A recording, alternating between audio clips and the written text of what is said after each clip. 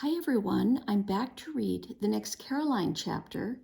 This is chapter 2 in book 3 called A Surprise for Caroline. And this chapter is called Not Ladylike. Caroline ran to the kitchen and back upstairs. In the bedroom, Rhonda was holding the mirror now. "Did you change your mind?" she asked. "Would you like us to fix your hair?" "No, thank you," Caroline said. "Rhonda, do you know how to skate?" Rhonda made a face. "I tried skating once. My ankles wobbled. I fell 6 times. I had bruises all over." "Lydia and I can teach you," Caroline offered. Rhonda shook her head. "Hold still," Lydia cried. "Oh, I've made a snarl now. I need to comb it out and start over." "Please, Rhonda," Caroline asked, "won't you try once more?" "I don't have skates," Rhonda said. Caroline had already thought of that. "You can borrow Mama's.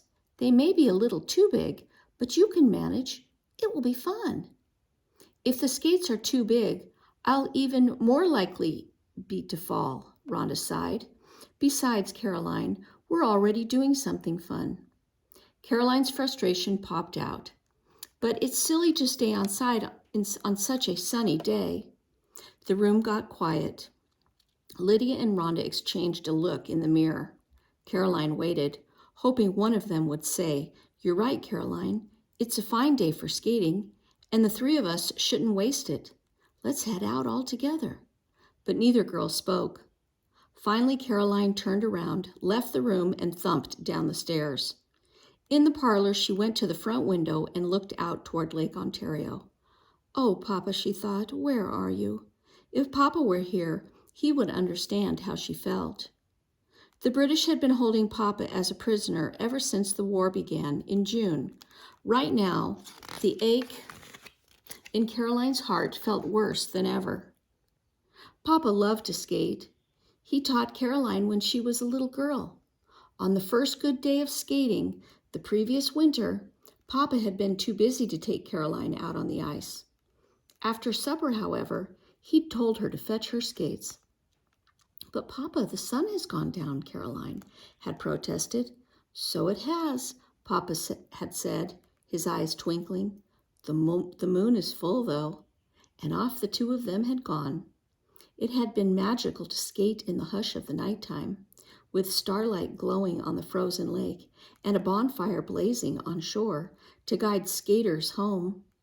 Caroline sighed, tucked that special memory away, and went back to the kitchen. "Rhonda doesn't know how to skate," she reported to Grandmother.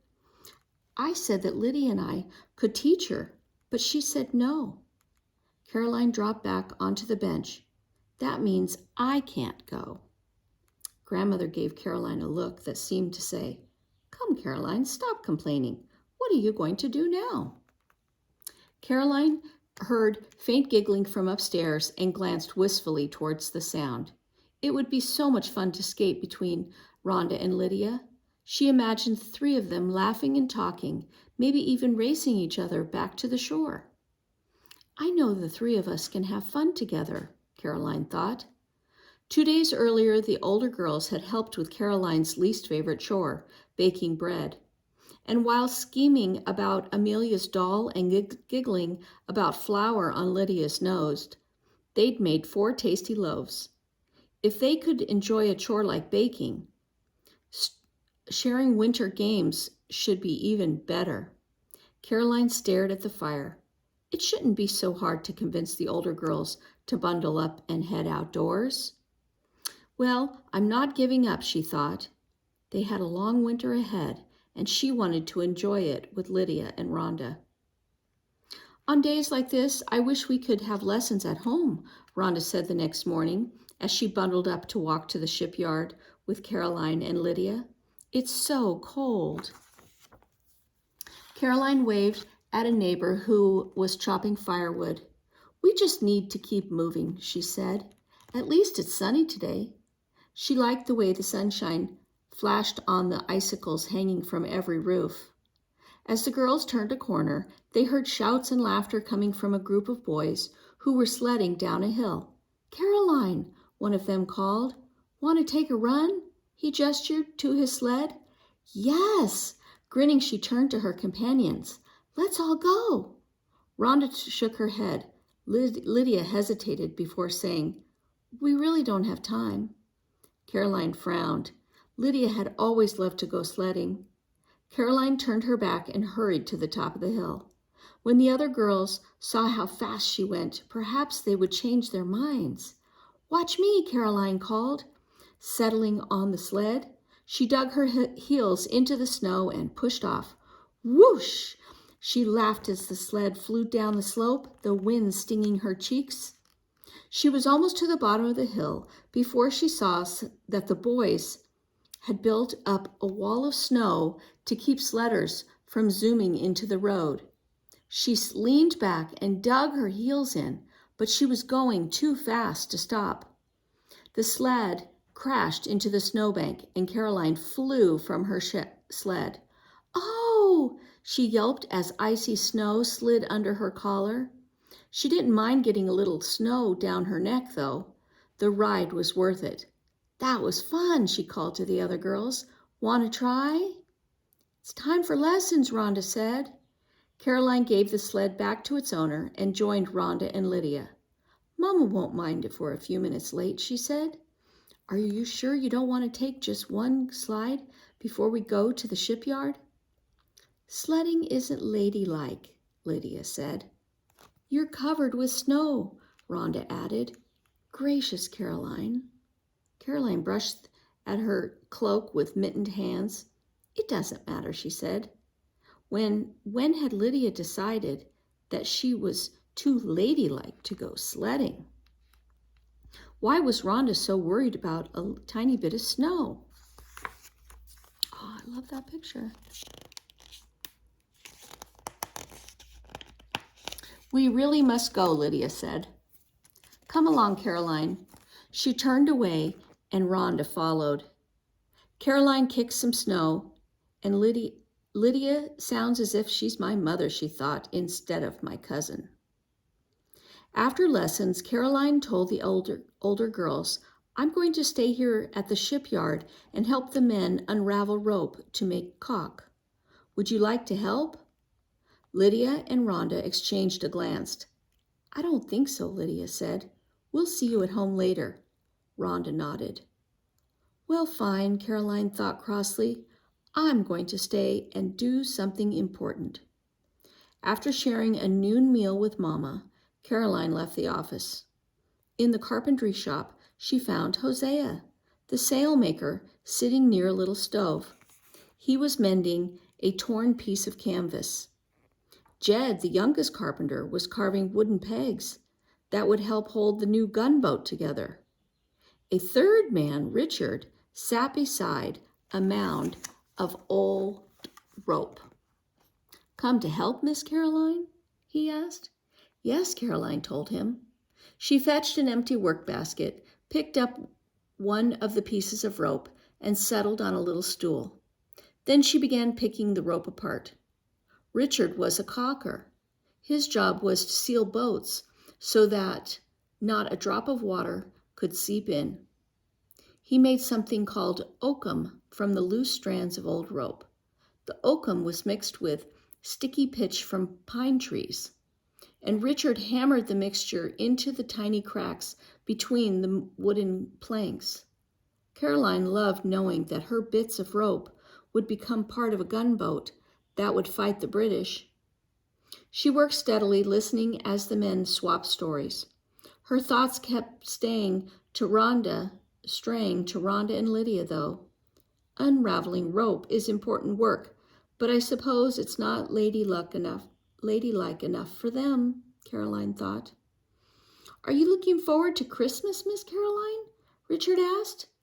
Caroline nodded, but her spirits drooped even lower. The holiday was only a few days away, and she still needed a gift for Rhonda. Teaching her to skate would make a good gift, but Rhonda had already said she didn't want to try. Suddenly, Caroline sat up straight, her hands going still. What if she could give Rhonda a pair of new skates for Christmas? Beautiful skates just her size. Rhonda liked pretty things, and having skates that fit her well might encourage her to try again. As Caroline reached for a piece of rope, another idea flashed through her mind. Rope, that's it, she thought. I could tie a rope around Rhonda's waist and tow her across the ice. Rhonda didn't want to skate because she was afraid of falling. But with someone towing her... The door opened and Mr. Tate stepped in with a blast of cold air. How's the work coming? He asked. Just fine, Hosea said. Miss Caroline's been a big help today, Richard added. Mr. Tate nodded with approval at the mound of rope fibers between Caroline and Richard. Caroline jumped to her feet. Pardon me, she said, but I was wondering. Her voice trailed away. Mr. Tate had a lot of responsibilities at the shipyard. Perhaps she shouldn't ask for special favors. Yes, Miss Caroline? He gave her an encouraging smile. Mr. Tate had worked for Caroline's parents for many years. He was more than a worker. He was a family friend. I'd like to give Rhonda a pair of skates for Christmas, Caroline explained. I know all the men are very busy, but I was wondering if... Of course, Mr. Tate understood at once. It wouldn't take Joseph long to fashion the blades. Joseph was the blacksmith, and I could make the leather straps, Hosea offered.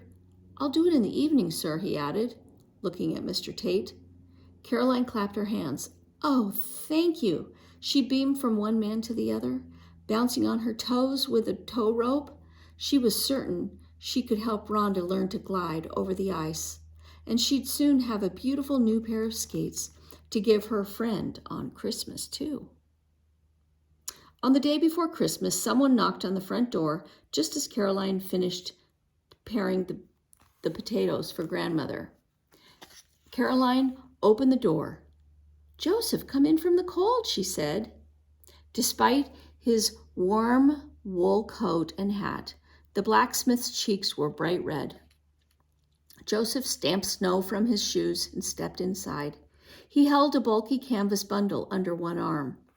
After greeting grandmother, who was sitting by the fire, he said in a hoarse whisper, I've got the skates, Miss Caroline.